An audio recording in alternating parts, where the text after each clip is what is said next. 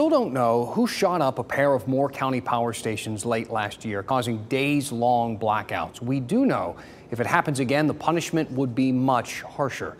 Lawmakers are close to passing that change now. WRAL state government reporter Travis Fain joining us from the legislature. Travis, what would these new penalties be?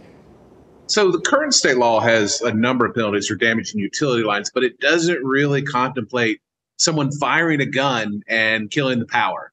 Federal law's got a lot to say about that, but this is North Carolina law that we're talking about. And lawmakers here are tightening that law, stepping up the punishment. And it would be a minimum under this bill of 58 months for an attack. That's close to 5 years. The minimum punishment for trespassing would be 4 months. We do know this bill was filed a while ago. Do you know when it might be finalized? Probably tomorrow. It cleared the House today unanimously. It's got to go back to the Senate for one final vote. There's broad support in the Senate as well. But what doesn't seem to be moving is a bill we told everybody about a few months ago that would require security upgrades in the power grid. I think cost was a concern there. There are a lot of these substations around the state. If you upgrade every one of them by law, that's going to trigger a big cost. Also, Duke Energy has made a number of upgrades on their own since the attack. Got it. All right, Travis Fain with the details. Thank you, Travis. This morning, the security of the nation's power grid will be the subject of a congressional field hearing in Pinehurst. That's where we find WRAL's Keenan Willard this morning. And Keenan, this all comes 6 months after that substation attack in Moore County. The reason this is happening here in about 5 hours at the Pinehurst Village Arboretum behind me, this is going to be a congressional field hearing featuring witnesses including power companies, congressional leaders, experts from North Carolina's state government. And it's all sort of exploring the ramifications of attacks like the one in Moore County that have been happening on a larger scale across the country. And this is going to be a field hearing of the Congressional Subcommittee on Energy, Climate, and Grid Security. We're expecting to hear from Duke Energy and emergency management leaders from North Carolina. This is happening here because of that December attack on 2 substations in Moore County, which left more than 45,000 homes and businesses without power for days. The attackers or their motive have still never been identified. This also comes as a new bill passed the legislature in North Carolina just yesterday. It increases penalties for power grid attacks, bringing up the sentence for state charges up to a possible 5 years in prison. Some of the topics we are expecting to hear discussed today are that rise in power grid attacks nationwide, as well as how both power providers and the government can better respond together. We are going to be live streaming this hearing at 10 a.m. on WRAL.com. You can watch it as soon as it begins. Keenan Willard, WRAL News. Still no arrests 5 months after the lights went out in Moore County. Yeah, the gunfire attacks that knocked out power to thousands of people raised some serious concerns about security on our power grid. Tonight, WRAL Investigates Cullen Browder explores what has changed since then and what hasn't when it comes to protecting our power.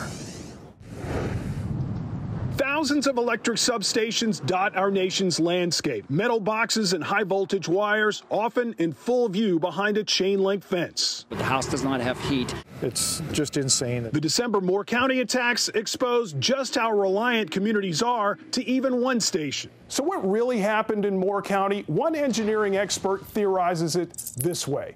The first substation attacked is in Carthage, where a lower voltage distribution site is located. But the most critical damage happened next at the West End substation, which is connected to a high-powered line. So just a few gunshots took out the entire electrical loop that circles Pinehurst and Southern Pines, robbing power from 45,000 customers. Has Duke Energy stepped up its security since Moore County? We have gone back and looked at a lot of our systems since the events of Moore County to evaluate opportunities for making improvements. Duke Energy spokesman Jeff Brooks says that includes physical security, like this improved mesh fencing at a substation near downtown Raleigh, but also surveillance and technology to reroute power when systems fail. There's some things you see and there's some things you can't see.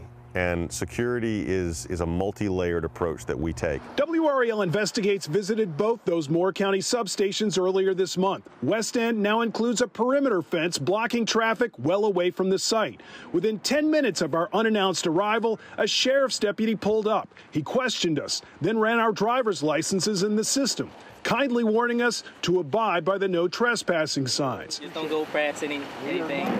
We found the Carthage station still quite visible next to the road. However, security cameras now monitor the site. While no one ever checked on us, Duke Energy later shared these surveillance pictures of our visit. How worried should we be about the security of our power grid? I don't think we should panic, but I think we should certainly be quite concerned. Carnegie Mellon engineering professor Granger Morgan headed up 3 national reports on the power grid. He says recommended security upgrades are slow to happen, especially when it comes to oversight. The problem that there's really nobody with responsibility to deal with the entire resilience issue across the board in the power system is something that has not had enough attention. The documents are out there.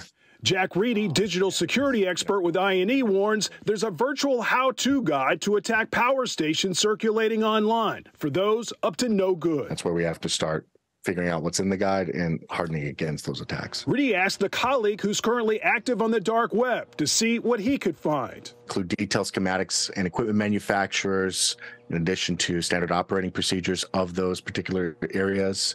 I'm sure that if you went through that target package, there's probably Google Map images on there of the roads and things like that. The power system is inherently vulnerable. Dr. Granger suggests blocking the easy view, adding surveillance, and better protection for transformers at the most critical substations. Just as important, resilience, the ability to reroute power.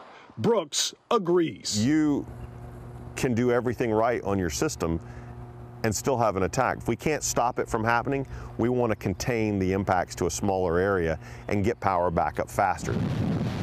Of course, most times it's the bad weather causing these outages, but a new Homeland Security bulletin warns extremist groups keep spreading information on how to attack the grid. Cullen Browder, WRAL News. Meantime, Governor Cooper's latest budget plan does include some money for a study on needed power grid security upgrades. Leave a comment and share this video with your friends. With daily uploads, there will always be a conversation.